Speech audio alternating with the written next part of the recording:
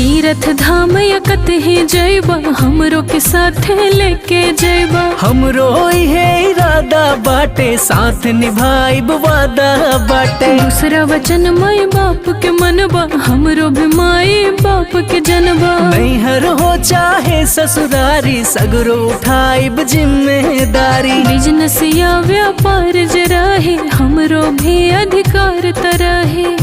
ई तीसरा वचन है। अर घाटा होई चाहे मुनाफा, हिस्सा रही तोहरो साफा। जुआ ना खेला शराब नाही पिया बाटे। जुआ ना खेला शराब नाही पिया बाटो। चौथा वचन कर मंजूर स्वामी। चौथा वचन कर मंजूर स्वामी।